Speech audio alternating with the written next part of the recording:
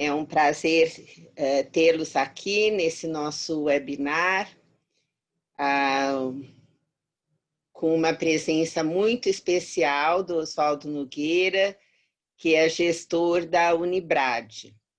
Então, a nossa ideia é justamente falar sobre a gestão da Unibrad, né, Oswaldo, nesses tempos de antes, durante e pós-pandemia. Oswaldo, por favor, dê um alô para todos. Olá, boa tarde a todos. Primeiramente, obrigado aí, Marisa, Fia, pelo convite de estar junto com vocês e compartilhar um pouco das experiências que nós estamos passando nesse período com a Unibrad e com o cenário de educação corporativa na pandemia. Obrigado, Marisa. Imagina, é um prazer e com certeza será uma experiência bastante rica para todos. Eu vou começar fazendo uma breve apresentação e depois passo a palavra para o Oswaldo e podemos, então, fazer uma discussão. Então, dentro desse tema, né, que nós nos propusemos a tratar, o papel do Chief Learning Officer, essa terminologia pomposa que se usa pouco aqui no Brasil, mas que é o gestor da educação corporativa, né? Então, nós vamos falar um pouco do que é esse papel do Chief Learning Officer e, lógico, antes, durante e o que muda pós-pandemia, enfatizando aí a experiência da Unibrad. E eu sempre gosto de deixar os pontos, né, esclarecer os pontos que vão ser tratados, e acho importante dizer um pouco sobre o meu interesse pelo tema educação corporativa e Chief Learning Officer, quais são os papéis e responsabilidades no sucesso de um sistema de educação corporativa, e aí sim falar especificamente das competências que um Chief Learning Officer deve ter e como desenvolvê-las. Vou mencionar rapidamente o The Future Workplace, da Jeanne Meister, que traz aí alguns elementos bem interessantes para a gente pensar esse papel da educação corporativa e da gestão de pessoas nos próximos tempos. E aí, então, vamos estimular as reflexões.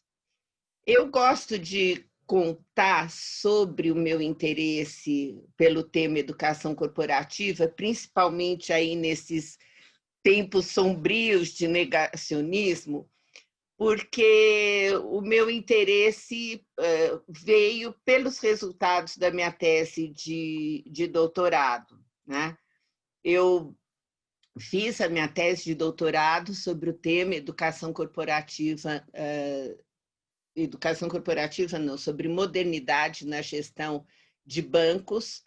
Na época foram 3 bancos pesquisados e, simplificando os resultados, né, que não vou aqui fazer outra defesa depois de tantos anos, que eu defendi a tese em 96, mas uma das conclusões importantes foi a relação entre o nível de educação dos gestores e o grau de modernidade do banco. Apenas um dos bancos pesquisados teve o perfil dos gestores considerado moderno e a instituição, dentro da abordagem teórica que eu utilizei, também considerada moderna.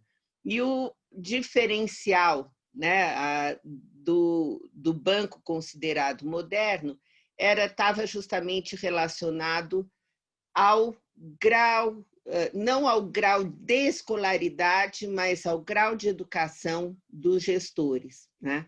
Então, eu lembro que na época foram feitas análises estatísticas sofisticadas, porque eu queria, no final, poder afirmar alguma coisa. E uma coisa eu pude afirmar: havia correlação entre o grau de educação dos gestores e o banco ser considerado moderno. E a vantagem de ser moderno era ser mais competitivo.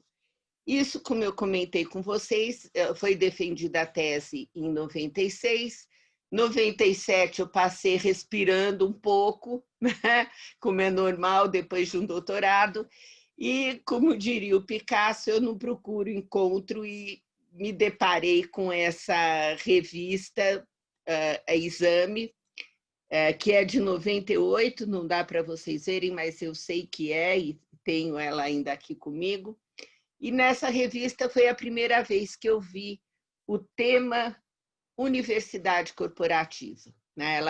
A chamada da revista era Como Não Tocar Dinheiro em Treinamento, na verdade, o não torrar dinheiro em treinamento estava ligado a adotar um sistema que tivesse impacto nos negócios. E a partir daí, então, tinha o relato, na época aqui no Brasil, da Amil, do McDonald's, da Brahma, da Visa, e dos Estados Unidos, da GE, entre outras.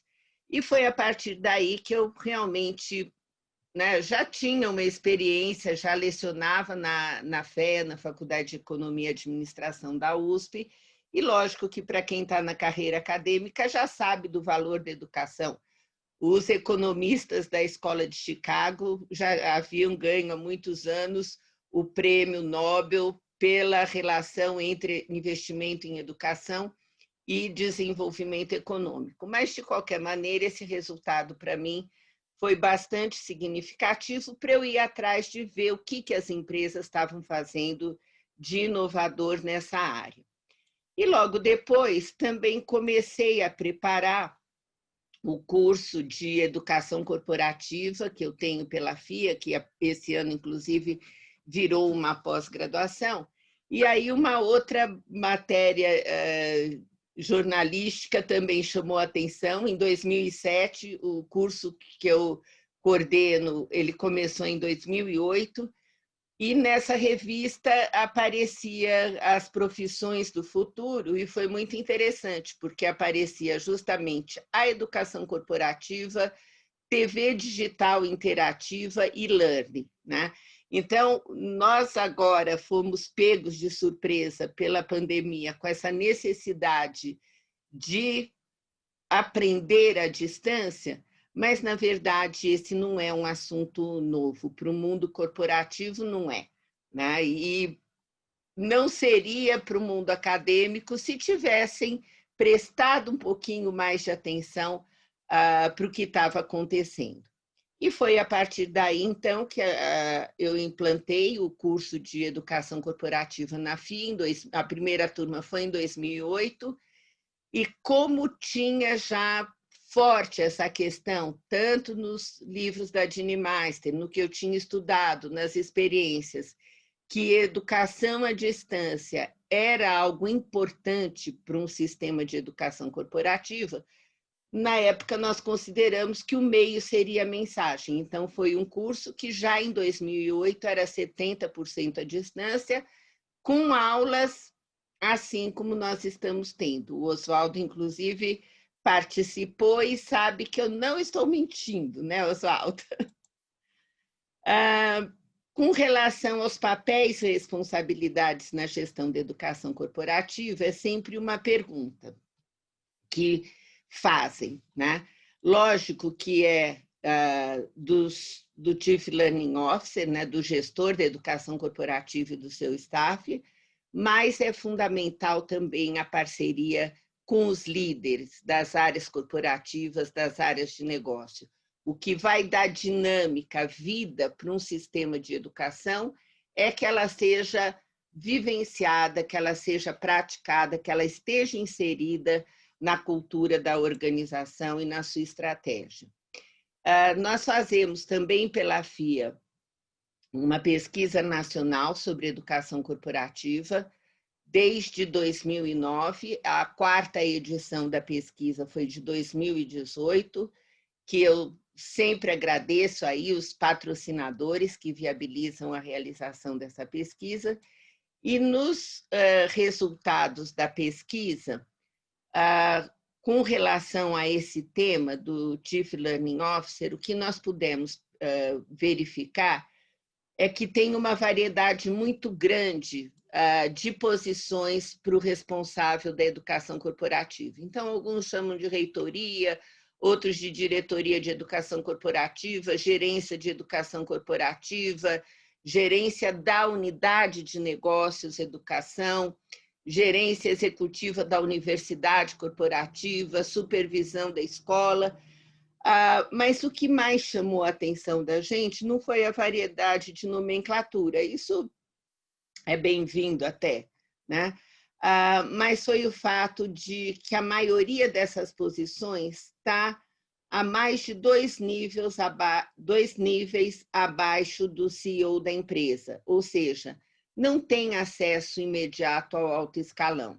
E na medida em que os programas oferecidos devem instrumentar os objetivos estratégicos da empresa, isso pode ser uma falha, algo a ser aprimorado. Quais são as competências, né, de um Chief Learning Officer e como desenvolvê-las? Então, adaptando... Opa!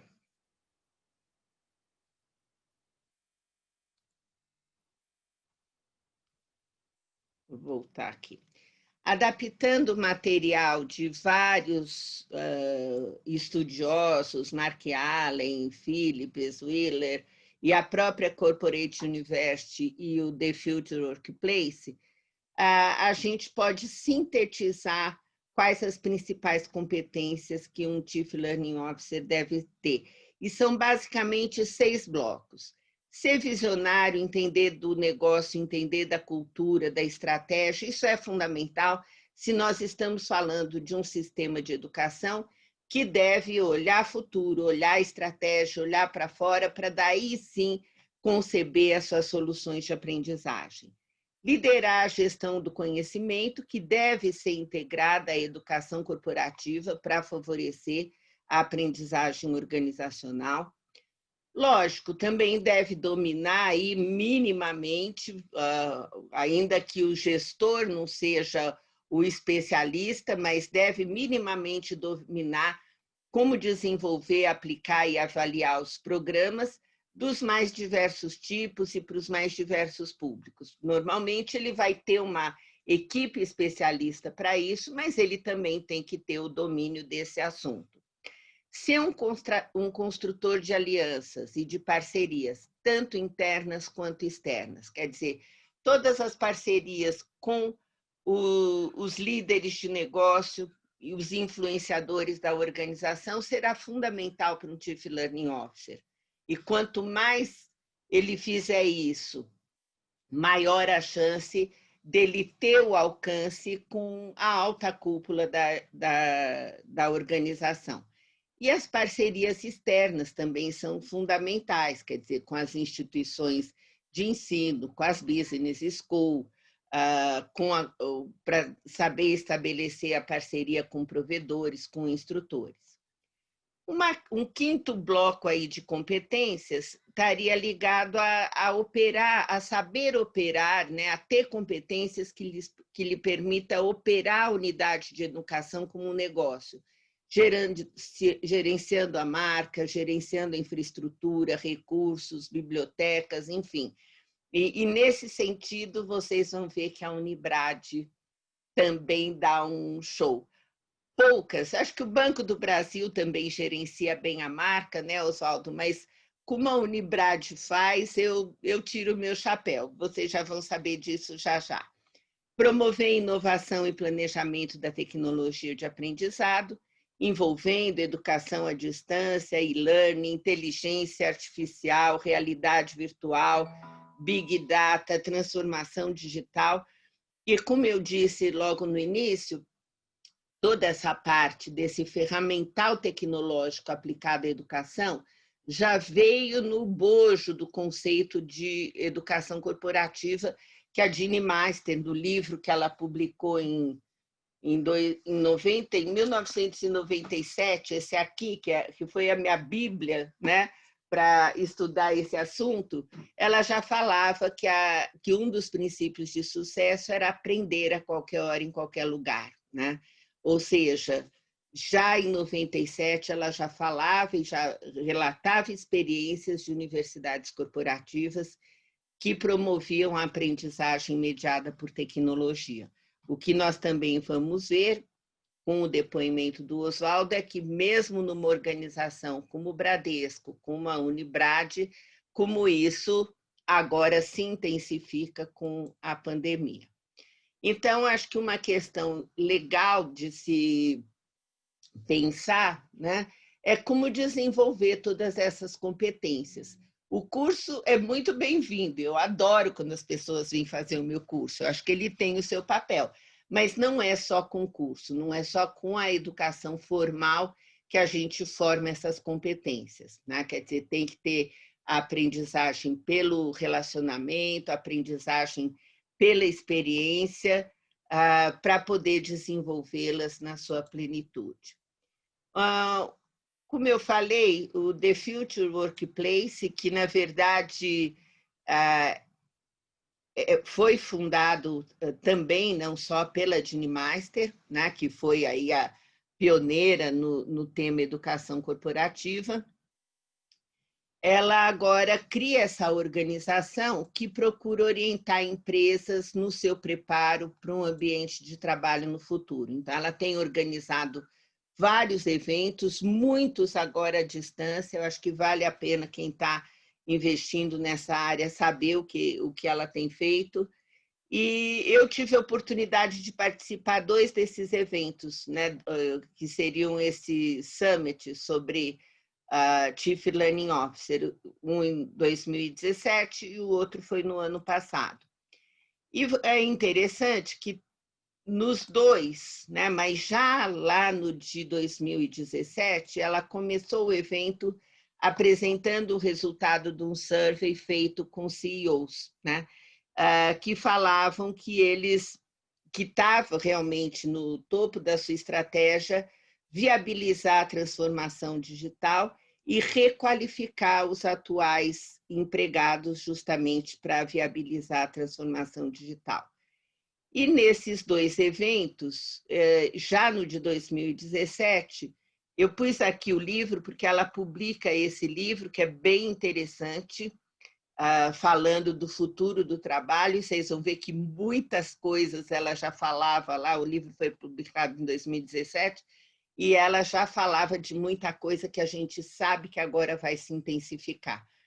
Então, trabalho remoto, né? O que a sua empresa está fazendo para fornecer suporte para os trabalhadores remotos. Eu lembro que foi um dos temas já discutidos em 2017 e retomado em 2019. Liderança de equipes mistas compostas por humanos e robôs. E no evento de 2017, eu me lembro da diretora da revista Time, dizendo que ela tinha uma equipe de 14 componentes, 8 humanos e 6 robôs, né? Então, vocês veem que isso já é algo que está acontecendo e que a gente vai ter que ter um preparo para isso, né? E também foi muito discutida a inserção da inteligência artificial nos processos de gestão de pessoas. E muito se falou do Omnichannel Education Space, né? O conceito de Omnichannel para o marketing já é bastante conhecido, mas foi muito enfatizado para a educação. E as palavras que eu mais escutei, né, não vou dizer que todas, mas a grande maioria delas, as palavras que eu mais escutei durante os 2 dias do evento, estão ligadas à tecnologia, né? Que são essas que estão aí, que vocês estão vendo. Então, educação digital, Big Data, inteligência artificial, microlearning, conveniência. Conveniência não é só pela tecnologia, mas a tecnologia ajuda bastante, assim como customização. E a transformação digital. E isso foi tão forte, essa discussão de tecnologia e do digital foi tão forte nesses 2 dias de evento, que no final a pergunta que se fez foi essa: será que nós estamos falando de um Chief Learning Officer ou de um Chief Digital Officer? E eu acho que esse é o maior desafio para a gestão e para os gestores da educação corporativa no momento que nós estamos vivendo. Então, assim, uma reflexão que eu deixo é: se a gente já sabia tanto sobre essas práticas requeridas, por que tantas empresas de grande porte e com bons sistemas de educação foram pegas de surpresa na pandemia do novo coronavírus, no que diz respeito à transformação digital, né? Então, eu acho que esse é o ponto, né, que fica e que eu acho que o Oswaldo vai explorar bem com vocês. Essas mudanças requeridas, não só na educação corporativa, mas na gestão de pessoas, elas não são novas, mas carregam novos desafios sob a ótica, inclusive jurídica, né? O que é novo, de fato, é que agora elas vão ter que acontecer, vão ter que sair do discurso e ser uma prática, e uma prática que tem que ser acelerada, né? Então, vamos ter que adotar novas orientações nesse painel do aprendizado e da experiência do trabalho, incluindo home office ou teletrabalho, aqui eu vou mencionar como sendo a mesma coisa, e usando as mais recentes e sofisticadas tecnologias.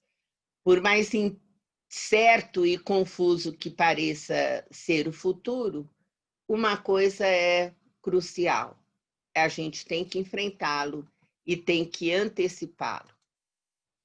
Então, a pergunta que eu deixo é essa para vocês que estão aqui nos assistindo: a empresa onde você trabalha está se preparando para esse futuro, que não é futuro, que já está aí escancarado na nossa frente, né? E as suas lideranças? E você? E aí é que eu acho que vocês podem se inspirar muito na experiência do Oswaldo e na experiência da Unibrad. Então, Oswaldo, eu passo a palavra para você. Aqui vocês têm um breve perfil do Oswaldo, mas eu acho que é mais legal ele mesmo falar um pouquinho da trajetória dele. Então, mais uma vez, Oswaldo, te agradeço muito estar aqui com a gente, participando desse webinar FIA. A palavra é toda sua. Obrigado, Marisa. É um prazer estar aqui com você. É uma segunda edição aí do encontro, né? A gente Isso. fez um no início do mês agora.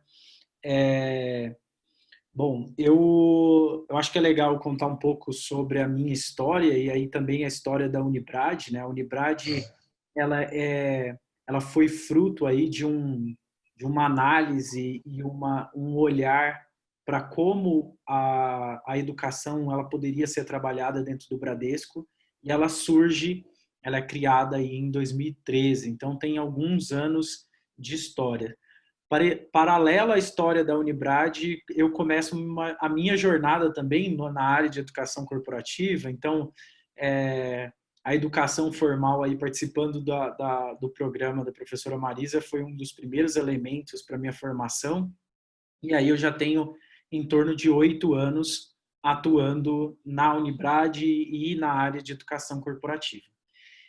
Para contar um pouco para a Unibrad, sobre a Unibrad hoje ela é composta por 7 áreas, né? Então, nós temos alguns papéis aí dentro da governança desenhada. Uma que é o escritório, que busca fazer o atendimento consultivo, só para fazer um briefing para vocês de como é a nossa governança. A gente tem as escolas de educação corporativa, que são 10 escolas. Algumas outras áreas, que é a de secretaria, que apoia todo o contato e o diálogo com o nosso cliente. Uma área de ferramentas educacionais, que, como a professora Marisa trouxe, a tecnologia ela faz parte cada vez mais do nosso dia a dia, então a gente precisa, até na própria estrutura, ter o olhar para isso. A área de gestão de conhecimento e a área de mensuração de resultados, né? Então, essas são as áreas da Unibrad. A professora Marisa mostrou aí um slide, em um dos slides dela, quando a gente recebeu um prêmio de melhor universidade corporativa, e um dos insights que a gente recebeu quando participou foi o quanto a universidade corporativa também olha para fora, né? Fora dos muros da organização. E aí a gente tem uma última área dentro da Unibrad, que é a Unibrad Conexão, que tem esse papel de olhar para os stakeholders da organização e entender como a educação corporativa gera ainda mais valor para a organização, mas também para quem está em torno e conversa, dialoga com a organização. Mais do que eu contar, eu trouxe um vídeo aqui para vocês, que eu acho que é legal, porque como a professora Marisa trouxe, materializa algumas coisas do que a gente faz, então eu vou compartilhar o vídeo com vocês aqui.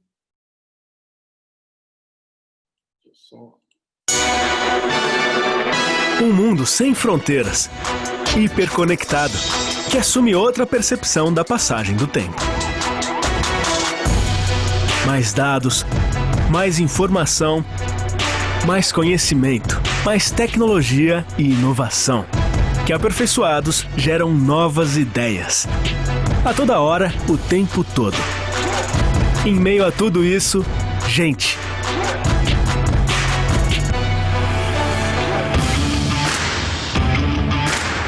O Bradesco acredita que, mesmo em um mundo em permanente transformação, são as pessoas que fazem toda a diferença.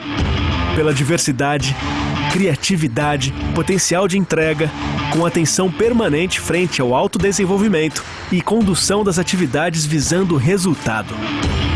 Por isso, mais do que nunca, a educação corporativa assume o papel de grande acelerador do desenvolvimento pessoal, da capacitação técnica e comportamental, da formação e crescimento contínuo de todos os profissionais.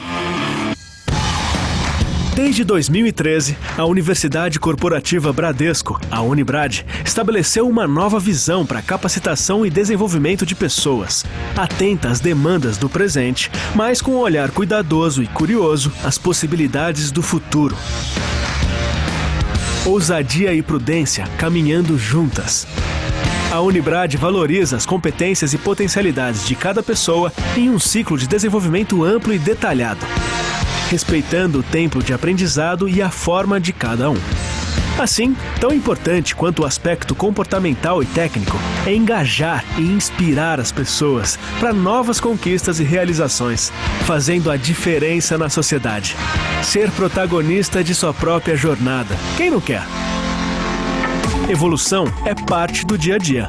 A Universidade Corporativa Bradesco está presente nas principais regiões do país, com estrutura física para atender a todas as demandas. Está estruturada em escolas, criadas com base nos desafios estratégicos da organização e que oferecem desenvolvimento personalizado. Para isso, utiliza ferramentas e metodologias educacionais inovadoras, mídias modernas, soluções de aprendizagem de alto alcance e impacto em ambientes colaborativos. O que a levou a conquistar o título de melhor universidade corporativa do mundo pela Global CCU nos anos de 2017 e 2018. Afinal, conhecimento e competências humanas que mudam tudo. Da conquista de novos patamares de eficiência e qualidade no atendimento ao cliente, às melhores entregas de produtos e serviços. Da disseminação da cultura e dos valores da organização ao fortalecimento da marca Bradesco. Estimular a construção de propósito, engajar, criar valores e fortalecer crenças nos torna indivíduos com visão civilizatória.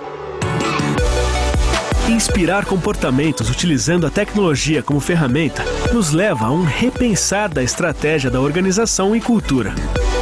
Isso é o que chamamos de transformação digital, onde humanizamos por acreditar que a diferença está nas pessoas. Educação pela vivência, pela experiência, pelo conhecimento. Unibrad, formando profissionais, apoiando cidadãos. Mais que um compromisso, essa é a nossa missão. Que tem presente, que tem futuro.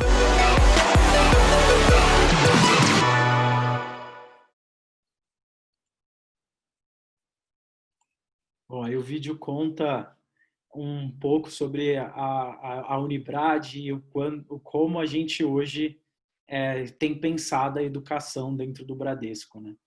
E aí, compartilhando com vocês como o próprio tema da palestra aqui, do nosso bate-papo trouxe, dos nossos desafios, né? Um pouco do que a gente tem enfrentado antes, durante e depois. E eu acho que muita coisa que a gente tem colocado, e aí, enquanto gestor da área de educação corporativa, tem conexão com o que a professora Marisa trouxe, né? A gente tem vivenciado aí desde antes da pandemia, a gente falava muito sobre o VUCA, né? Como as coisas estavam se alterando e mudando aí para um movimento, e sempre olhando isso como se tivesse distante. Só que a gente percebeu que não está tão distante assim, né? Então, foi como a professora Marisa falou, por mais que a gente se preparasse, vislumbrasse, tivesse um olhar para isso, eu acredito que quase todas as empresas, eu ouso a dizer que todas as empresas foram pegas de surpresa, mesmo aquelas que já pensavam muito nisso, né? Então, até para a gente também, eu acho que compartilhando com vocês um pouco sobre o que a gente tem passado, pensar nas ferramentas tecnológicas ajudaram, né? Então, já faz um tempo que profissionais da área de educação têm falado muito, principalmente na educação corporativa, isso a gente não via tanto na educação básica, mas sobre soluções híbridas. Então, a gente sempre olhou com cuidado para pensar que tipo de conteúdo dava para a gente trazer para um momento online ou um momento virtual, e que tipo de conteúdo e vivências teria que ser presencialmente dentro da sala de aula. Então, eu acho que esse olhar, desde antes que a gente tinha na Unibrad, nos ajudou a preparar para esse momento que a gente viveu a partir de março. Outra coisa que eu destaco que foi uma alavanca importante para nós é o olhar para a gestão do conhecimento, né? Entender que e aí eu citei a área da comunidade do conhecimento dentro da Unibrad, entender que diversos conteúdos e conhecimentos nossos funcionários já têm, e como a universidade ela se torna o local de compartilhamento e de troca desses conhecimentos, e que faça a gestão, né, desse conhecimento. Então, eu acho que pensar sobre isso também foi uma grande alavanca para nós, assim. E falando mais sobre o papel do CLO, né, então do gestor de educação corporativa, o que fez total sentido. Então, eu destacaria algumas coisas, e a primeira delas que eu destaco é o papel do gestor de educação corporativa frente a comitês de crise. Então, isso, para mim, assim, se vocês me perguntarem aqui qual é o principal ponto, eu acho que é o envolvimento com áreas que estavam fazendo, com a alta liderança, para a gente pensar junto, né? E não faria sentido o RH, e eu amplio aí para o RH, mas a área de educação corporativa e o RH está fora desse momento, fora das discussões. Então, a presença do gestor de educação corporativa nesses comitês de crise, e aqui conosco funcionou assim, ajudam a gente a apoiar a organização, porque todos nós vivemos, mas a gente teve uma necessidade de novas habilidades repentinas, né? Por mais que a gente falasse sobre isso, em uma semana no final de março para uma semana no início de abril, novas habilidades elas tiveram que ser desenvolvidas. Então, o envolvimento da área de educação corporativa para nós foi essencial. Eu gosto muito quando a professora traz aquele slide lá das competências que o CLO precisa, porque a gente, automaticamente, quando eu escuto aquilo, professor, eu faço um paralelo com a vivência que a gente teve. Então, algumas que a gente precisou desenvolver ali na hora, outras que a gente já tinha desenvolvido, mas uma delas que já é característica muito forte da liderança do Bradesco é a parceria, né? Então, o gestor de educação corporativa ser esse canal de parcerias, de pensar como que ele pode apoiar as outras áreas, também fez muito sentido no durante, né? Então, eu vou citar alguns casos para vocês que a gente passou aqui dentro. E o primeiro deles foi a parceria junto com o marketing, para falar com esses funcionários, saber a forma de comunicar com eles, para que a gente conseguisse ser o apoio emocional que eles precisaram. Então, como que a universidade corporativa gerava esse apoio e se comunicava bem com os funcionários. E aí a gente teve um programa aqui, alguns, né, programas que foram feitos com essas parcerias, um que focou a saúde física e a saúde mental dos funcionários, inclusive fazendo outras parcerias com redes de academia para fazer aulas online, formas de entender esse momento do trabalho remoto e como é que o profissional, o nosso funcionário, tanto articulava melhor a agenda dele, mas também mantinha a saúde mental adequada, fazia as pausas necessárias, tomava cuidado com a ergonomia necessária. Então, essa rede de parcerias foi um ponto essencial para a gente passar por esse período, né? Então, durante essa pandemia. E outro ponto que a gente fez foi um programa de gestão do conhecimento que foi chamado de Live Office. Então, um grande repositório de conteúdo que foi curado para separar por quais temas, mas que os funcionários pudessem compartilhar quais eram as práticas que eles estavam passando durante o período de trabalho remoto e o que eles acharam que foi uma boa prática durante esse período. Então, essa conexão, ela fez muito sentido. E aí, eu destacaria como um terceiro ponto a conexão com os líderes, né? Então, na verdade, o papel de educador, muitas vezes, ele sai da universidade corporativa e vai para o líder que está cuidando da equipe, né? Então, outro ponto que eu destacaria é esse, assim, o quanto a universidade corporativa, logo no início, criou condições para que esse líder pudesse direcionar o time num novo período e que ele desenvolvesse as habilidades para fazer essa gestão de pessoas, a gestão emocional. Então, eu acho que essas foram alguns exemplos que a gente teve aí e principais focos durante a pandemia. Algumas outras ações que eu acho que é legal compartilhar com todos, e uma delas tem a ver com o social, e que eu falei até da área da Unibrad Conexão, por exemplo, que é o quanto cada universidade corporativa, entendendo o seu papel, entendendo a expertise que ela pode ofertar para os stakeholders, para quem está em torno da organização, e nesse período a gente sabe que um dos principais cuidados era com a saúde financeira de todos os profissionais. Então, como é que a universidade, entendendo de educação financeira e tendo isso como princípio, porque é uma universidade financeira de uma empresa, né, do ramo, a gente podia agregar valor e para as outras empresas também, né? Então, uma grande parceria conectando com outras universidades corporativas de empresas de outros setores e oferecendo gratuitamente eventos, palestras para falar com os funcionários dessa empresa sobre educação financeira. Então, acho que esse foi um outro ponto que reforça essa necessidade também da gente olhar para um papel de responsabilidade social que a universidade corporativa e a organização tem que ter. E aí, eu vou, para fechar aí, e abrir um tempo até para perguntas,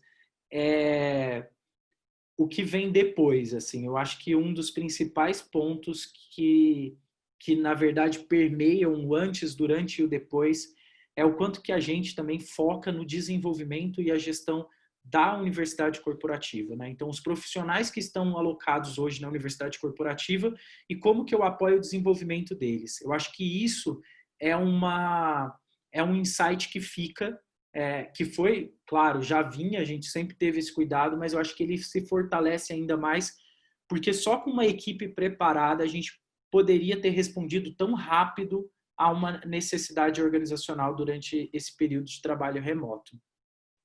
Muitas pessoas perguntam para mim assim, se para o Bradesco, vocês viram no vídeo, eu acho, várias cenas de pessoas juntas, pessoas agrupadas, compartilhando, trocando ali. Isso é um valor para a Unibrad, é um valor para o Bradesco. E aí muitas pessoas me perguntam se o treinamento presencial ele acaba. E aí eu reforço que ele, diminui, acredito, porque a gente evoluiu nesse período pensando como a tecnologia pode apoiar, né? Aqui no Bradesco a gente usa de plataforma que usa de machine learning para saber quais conteúdos eu posso impulsionar e entregar de uma forma adequada para cada público, mas apesar de toda a tecnologia, o valor que ainda tem, o contato, a troca, as vivências que são possíveis no presencial, eu acho que elas não se esgotam. Então, mesmo durante esse período, tem cursos que a gente sabe que não sabe quando vai acontecer, mas desde agora a gente já está construindo e pensando ele mesmo no formato presencial. Claro que a maioria a gente está olhando para o formato virtual e online, mas existem sim esses casos que a vivência para a gente é muito importante e significativa, então eu digo que eles continuam, né? E aí também eu acho que esse foco na tecnologia e o olhar sempre atento, porque, de novo, né, a professora Marisa comentou e eu reforço, assim, eu acho que a tecnologia ela sempre avança e sempre vai ter o que a gente desenvolver para entender como ela pode agregar ainda mais valor para a área de educação. Então, tem sim para a gente aí um olhar e um desenvolvimento contínuo que vai permanecer e vai se fortalecer ainda mais depois desse período de isolamento, da pandemia, do trabalho remoto virando realmente um home office, né, que é o que a gente fala aqui dentro do Bradesco. É isso, assim, um pouco da universidade corporativa, um pouco dos desafios que a gente passou, e eu tô, caso alguém tenha alguma pergunta aí, eu tô super à disposição para a gente conversar. Muito bom, Oswaldo. Super obrigada pela sua apresentação. É sempre uma riqueza, né? Conhecer a experiência da Unibrad e tudo que vocês estão fazendo agora nesses tempos de pandemia. Bom, eu pediria aqui para os nossos participantes, tem aqui o item, né, de questions and answer, perguntas e respostas, vocês podem colocar por aqui algumas questões e nós vamos responder. Mas, se não tiver nenhuma pergunta, vou eu fazer. Eu coloquei aqui, anotei todo o conceito de omnichannel aplicado para a educação, professora. Tomei nota aqui, porque vou me debruçar em cima, porque faz todo sentido, né? Quando a gente falava de tecnologia, por exemplo, eu digo, a gente tem uma plataforma, foi facilitado para a gente disponibilizar o conteúdo para os nossos profissionais. Logo de início, a gente pensou, inclusive, em outras plataformas que pudessem também apoiar esse desenvolvimento para aqueles que estavam em casa e até promovendo acesso a conteúdos que não diretamente relacionados às competências corporativas, mas competências humanas que são aplicáveis a qualquer ambiente profissional, né? Então, esse foi até um cuidado que a gente teve. Mas é um desafio ainda, né? Que o nosso funcionário tenha a mesma experiência no computador, no celular, em todas as mídias e tecnologias, dispositivos que hoje a gente tem à disposição, né? Eu nem sei, viu, Oswaldo, se o importante é ter a mesma experiência. Eu acho que serão experiências diferentes. O que eu acho que é fundamental é que, mesmo sendo experiências diferentes, mas que todos aprendam. Esse é que eu acho que é o ponto fundamental. Eu acho que nada vai substituir uma boa aula presencial, né? Mas não quer dizer que você só aprenda com a aula presencial, né? Porque com a aula presencial ruim, a gente também não aprende muito, né? Então, eu acho que esse é que é o ponto fundamental, é a gente perceber que as experiências podem e provavelmente serão diferentes, mas desde que elas proporcionem aprendizado. Eu acho que esse é que é o ponto fundamental, né? E eu acho que eu acrescentaria e entender que o aprendizado ele está acontecendo o tempo inteiro, né? Então, o conceito de omnichannel é como é que eu conecto mesmo todas essas experiências, Isso. entendendo que todos nós estamos aprendendo e nos desenvolvendo o tempo todo, né? Desculpa, professor, eu fui falar do conceito, você tinha falado de uma pergunta aí. Não, mas na verdade eu acho que é esse. Enquanto não surgirem perguntas, a gente vai batendo um papo aqui dentro do nosso horário. Você sabe que a semana passada eu fiquei até assim surpresa. Minha neta mora nos Estados Unidos, na Califórnia, e entrar agora, nesse segundo semestre, no Jardim da Infância, né, no Kindergarten. E foi muito curioso, porque eu a vi tendo aula via Zoom no Jardim da Infância, né? E aí eu fiquei pensando, meu Deus, não, a criança tem que estar correndo, tem que estar puxando o cabelo da coleguinha, tem que estar correndo no pátio, tem que se lambuzar com o lanche na lanchonete. Só que o fato concreto é esse: as aulas não voltaram por causa da pandemia, mas a preocupação é a seguinte: dá para as crianças aprenderem e começarem a ser alfabetizadas, né? Então, acho que esse é que é o ponto. É a mesma experiência? De jeito nenhum. Mas se aprender o que é importante aprender nessa faixa, tudo bem. Eu, pessoalmente, acho que para a criançada, até uma idade, o presencial é fundamental, né? Mas nada impede a distância complementar. E isso me chamou a atenção, porque eu perguntei para ela, a minha nora mandou a foto dela com todas as coleguinhas, né, nos quadradinhos, como a gente está acostumado a ver, e perguntei para ela como que tinha sido, né, que eu achei que ela ia reclamar. Ela falou, não, legal, né? E disse, ela tem 5 anos, e disse, inclusive, meu filho, que ela agora faz questão dela mesma manusear as coisas, que ela não quer que a mãe fique lá do lado mexendo por ela. Então, assim, é uma outra geração. É a primeira realmente nativa digital.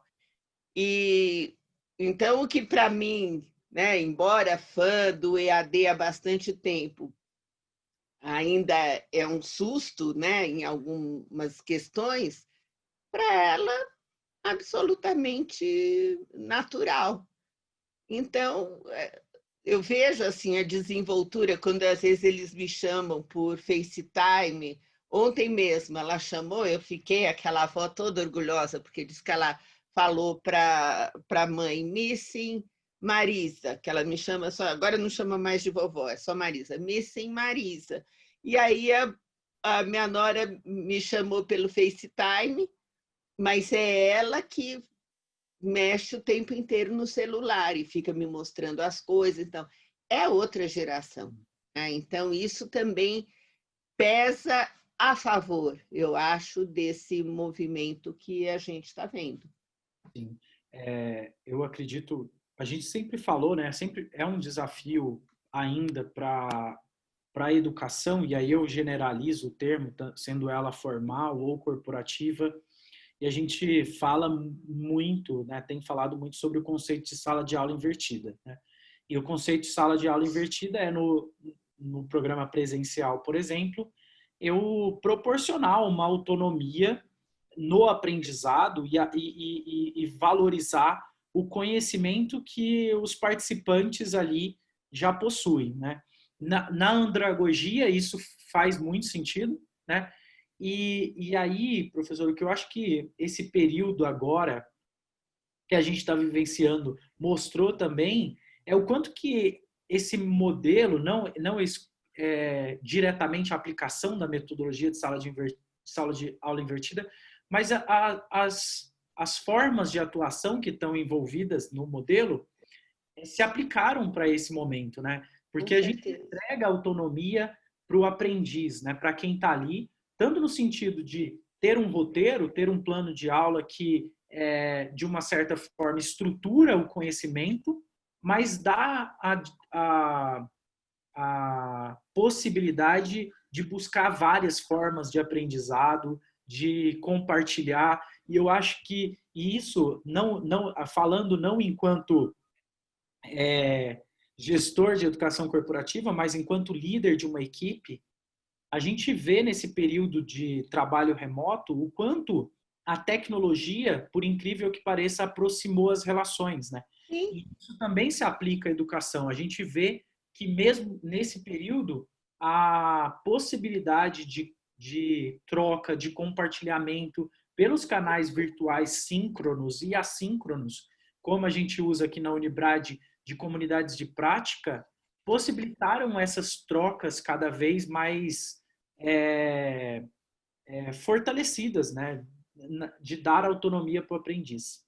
É isso mesmo. Temos 2 perguntas aqui, Oswaldo. Eu vou te passar. A primeira é de um participante anônimo. De qualquer maneira, participante anônimo, agradecemos a sua pergunta. Ele faz a seguinte pergunta: as empresas são compostas por diferentes gerações. Acredita que isso interfira na implantação da educação corporativa? É necessária alguma adaptação? Eu acredito que sim. Na verdade, o conceito, pelo menos o que a gente tem feito cada vez mais na Unibrad, é pensar em diferentes mídias e diferentes formas de aprendizagem, né?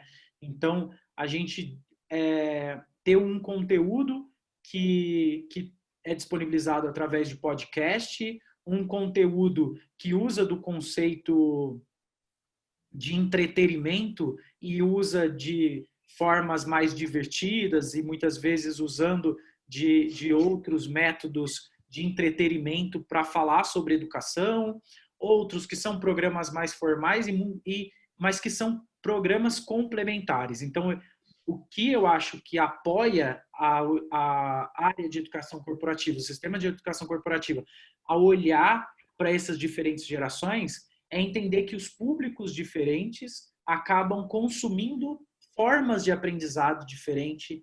Então, a universidade, o sistema de educação corporativa, ter no seu portfólio diferentes métodos, diferentes mídias. Hoje, na Unibrad, a gente usa de 12 principais deles, que variam desde coaching até um programa presencial e passa por vídeo treinamento, cartilhas, realidade virtual, realidade ampliada. Então, eu acho que ter esse conteúdo em diferentes mídias conversa com os mais diversas gerações e públicos.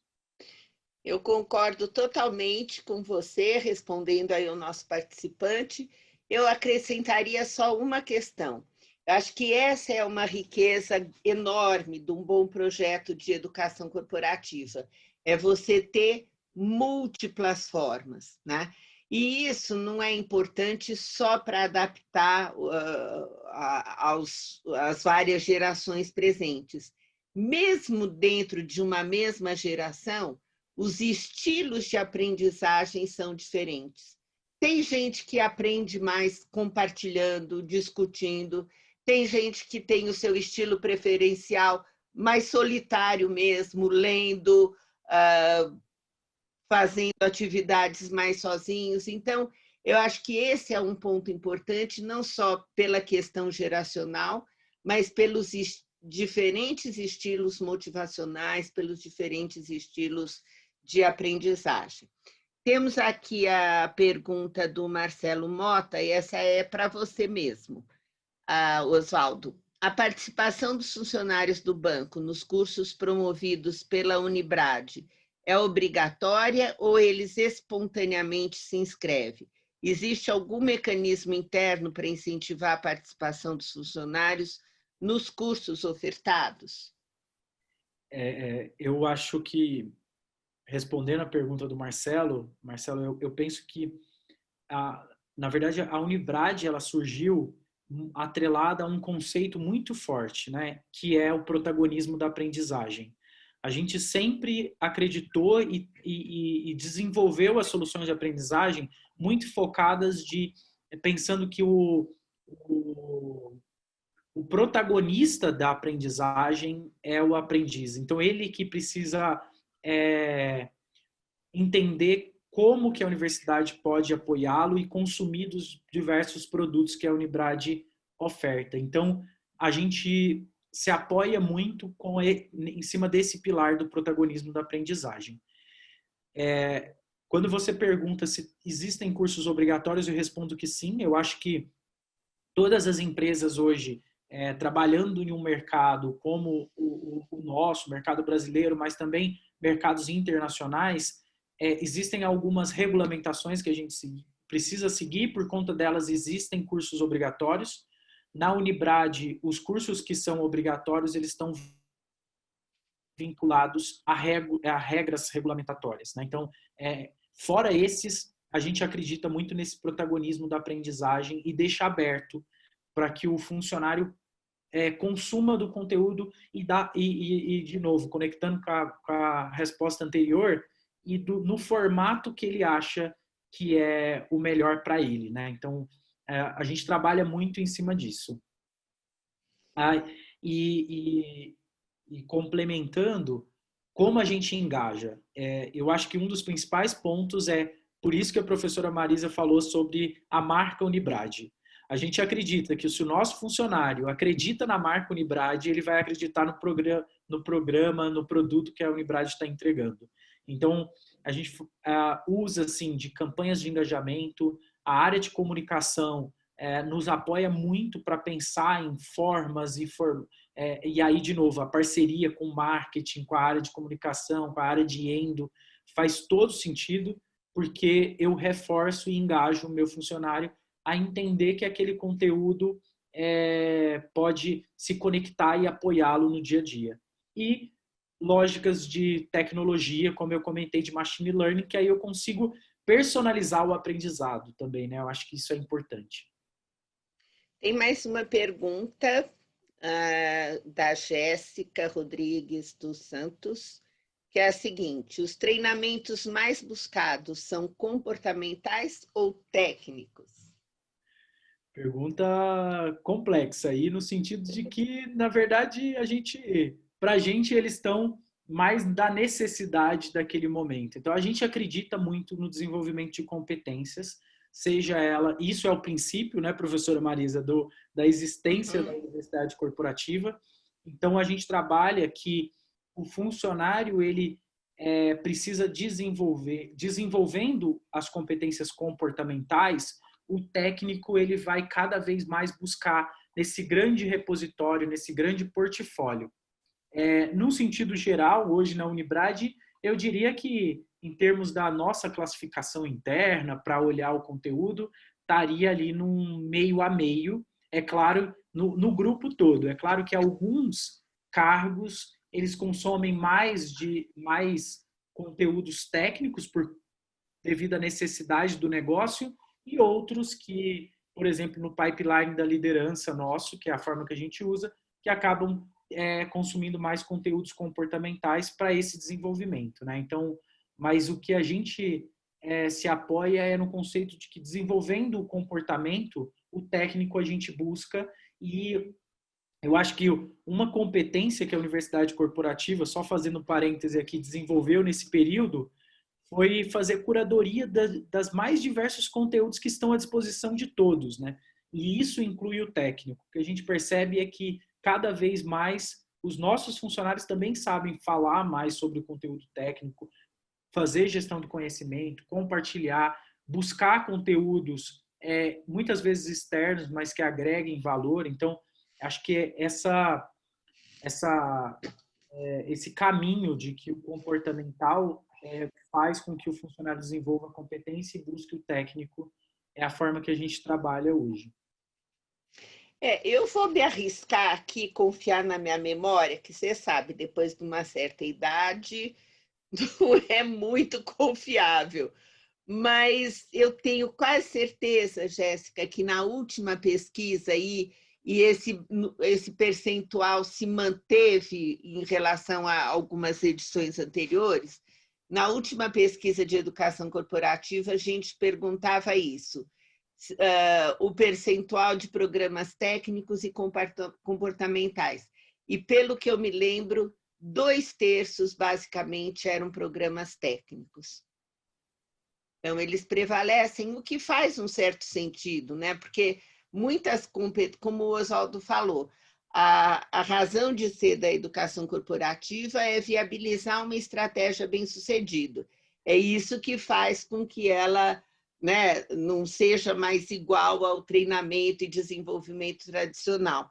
Então, muita competência estratégica da organização depende, sim, de conhecimentos técnicos, no caso do banco, nas áreas de negócio, dos produtos, da excelência operacional, da tecnologia, da própria transformação digital.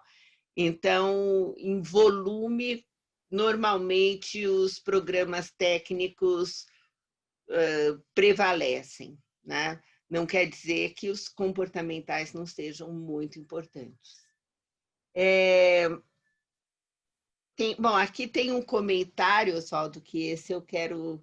É um comentário da Ana Luturco. Eu vou ler aqui, até eu também fiquei emocionada. Ela escreve assim: emocionada, gostaria de agradecer esse momento. Professora Marisa, me recordei de uma palestra que assisti na FEA no final da década de 90 sobre educação corporativa. Nossa, Ana, é isso mesmo. Começamos lá em 99. E, por outro lado, tendo morado vizinha à Cidade de Deus, tendo conhecido de perto a Fundação Bradesco e cliente do Bradesco há mais de 26 anos, que prazer conhecer as atividades da Unibrad. Fantástico, muito obrigado, Oswaldo. Legal, né, Oswaldo, escutar Nossa, aí. muito, Eu muito, adorei. Ana. Foi igual a professora a Marisa falou, acho que trouxe uma emoção para a gente aqui, porque traz um sentimento forte, né? Exatamente. A gente ali, vizinhos à Cidade de Deus também, né? Então, a matriz do Bradesco instalada na Cidade de Deus tem um compromisso muito forte, né? De novo, assim, a Unibrad, ela perpetua alguns valores, e um dos valores, só citando para você, Ana, uma das nossas 10 escolas de educação corporativa é a identidade organizacional. E essa escola tem esse papel de trazer muito a identidade do Bradesco, os princípios do Bradesco e os valores que o Bradesco carrega desde do início, né? Então, obrigado, assim, porque a gente valoriza muito. Ali dentro do Bradesco, a gente até brinca internamente, porque a gente cada dia descobre uma coisa nova sobre o Bradesco, assim. E há um tempo atrás eu descobri que o segundo zoológico de São Paulo foi dentro da Cidade de Deus. Então, para a comunidade ali, a presença do Bradesco ela tem um significado muito grande, e o papel da universidade é reforçar isso, né? E de novo, assim, é um ponto de cada vez mais aprimorar as nossas práticas enquanto organização para atender melhor clientes como você aí há 26 anos conosco. Então, obrigado. E a Ana, que ela complementou, ela trabalhou na FIP, olha só, de 87 a 94, e sabe que o Bradesco sempre trabalhou muito forte em sua cultura corporativa, e que ela acha fantástico o trabalho de vocês. E agora eu estava aqui me lembrando, a Ana me levou a uns 20 anos atrás, né? Eu estava me lembrando que em 2001, eu fui fazer um curso em Harvard sobre metodologia do caso, e, como eles dizem, atravessando o Rio, eu fui visitar o MIT, né? E tinha uma equipe da Fundação Bradesco visitando o MIT. Porque aqui eu peço uma correção para o que eu falei no início, que o ensino acadêmico nunca esteve vinculado à educação à distância. a Fundação Bradesco, há 20 anos atrás, já investia muito. Tinha profissionais percorrendo o mundo, Índia, MIT, vários lugares de tecnologia, percorrendo o mundo para ver o que mais de moderno tinha para se ensinar às crianças. Na época, eram 40 escolas da Fundação Bradesco. Eu acho que esse número não aumentou tanto, mas o que eu me lembro até dos profissionais da Fundação, que viajava o mundo trazendo, ele mostrou, inclusive, um programa que as crianças dissecavam um sapinho virtualmente, né? Então, isso está mesmo no centro aí da estratégia do banco e da própria fundação há bastante tempo.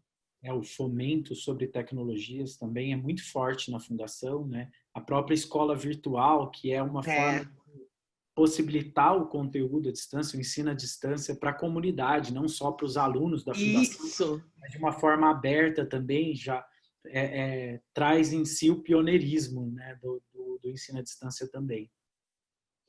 Tem aqui um comentário da Juliana Baldin. Olá, Juliana, tudo bom?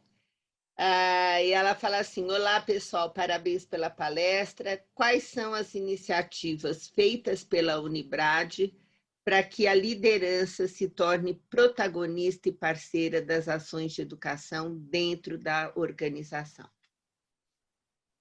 A gente, quando resgatando a teoria aí, né, professora Marisa, mas um dos livros da Meister, ela comenta sobre o papel do líder enquanto patrocinador, alguns papéis do líder, né, enquanto patrocinador. Então, a gente acredita muito nisso. A Juliana que perguntou, né?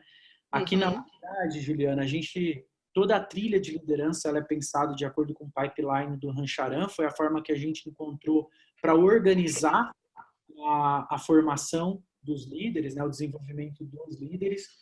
E a gente trabalha em cima de 5 práticas do líder Bradesco. Então, as nossas soluções fazem com que os líderes desenvolvam essas 5 práticas. E uma dessas práticas é que o líder Bradesco desenvolve o time. É uma das práticas. E isso inclui, dentro das nossas soluções de desenvolvimento de liderança, ter sempre esse olhar de como o líder ele é um líder que foca o desenvolvimento do seu time, pensa em sucessão, cria possibilidades desde feedbacks contínuos, planos de desenvolvimento individuais e o acompanhamento, assim como patrocina, conversa com os funcionários para quando eles participam de algum programa da Unibrad. Então, essa conexão com o líder ela é feita tanto nos programas, pensando em atividades de transferência, alinhamentos antes e atividades de transferência depois, quanto no próprio desenvolvimento do líder, focando o desenvolvimento do time. Uma das soluções, por exemplo, que eu poderia citar, é o líder facilitador, que é aquele líder que aprende e facilita o desenvolvimento e o aprendizado no time também, promovendo práticas de troca de conhecimento. Então, a gente foca muito nessa prática do líder, que é até uma medalha que tem dentro do currículo dos profissionais, que é de desenvolver o time. Muito bom. Bom, não temos mais perguntas e tendo em vista aí o adiantado da hora, eu acho que nós podemos nos despedir. Então, eu agradeço a participação de todos que estiveram aqui nos apoiando. Peço, então, a você, Oswaldo, uma última palavra, uma última mensagem para os nossos participantes. Eu queria agradecer muito aí a oportunidade de troca, de compartilhamento. É sempre um prazer, eu acho que eu sempre falo isso, né? Em educação, compartilhar é agregar, que é isso que a gente está falando de troca de conhecimento. Então, muito obrigado, Marisa, por abrir esse espaço. Muito obrigado, Fia, aí, pelo apoio para fazer esse papo acontecer. E obrigado a todos que participaram. Eu queria mandar um abraço aí para uma das participantes, que é a Olinda. A Olinda foi uma grande parceira da Unibrad e ajudou a gente a pensar muito sobre a estrutura que a Unibrad tem hoje. Então, gostaria só de mandar um grande abraço aí para a Olinda também, que está conosco. Muito bom. Bom, para mim, isso eu falo, é um prazer sempre estar com você, Oswaldo, com representantes da Unibrad. O Bradesco tem sido aí um super parceiro nosso nessa questão da educação.